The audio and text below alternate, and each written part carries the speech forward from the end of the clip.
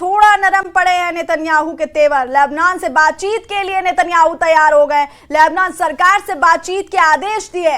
Hezbollah के खिलाफ कार्रवाई जारी रहेगी।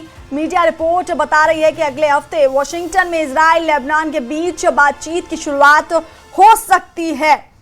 तो ट्रंप के दबाव में नेतन्याहू नरम पड़े हैं और लेबनान से बातचीत के लिए नेतन्याहू तैयार हो गए हैं। लेबनान सरकार से बातचीत के आदेश दिए गए हैं और जो मीडिया रिपोर्ट बता रही हैं उनके मुताबिक अगले हफ्ते वॉशिंगटन में इजराइल लेबनान के बीच बातचीत की शुरुआत हो सकती है।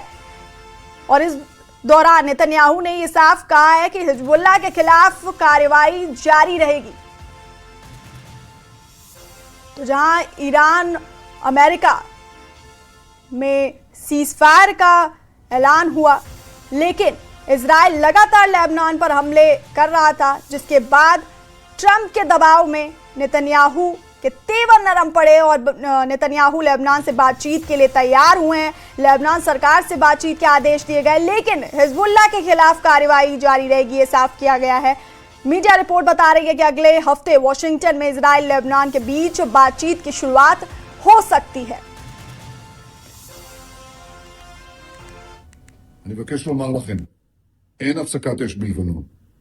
אנחנו ממשיכים להכות בעוצמה את חיזבאללה, ואנחנו לא נעצור עד שנחזיר לכם את הביטחון. ההישגים הכבירים שלנו, גם באיראן וגם נגד ציר הרשע, הביאו לשינוי היסטורי במעמד של ישראל באזור. הם גם הביאו לשינוי לקשרים שלנו עם מדינות, קשרים שלא היו בעבר.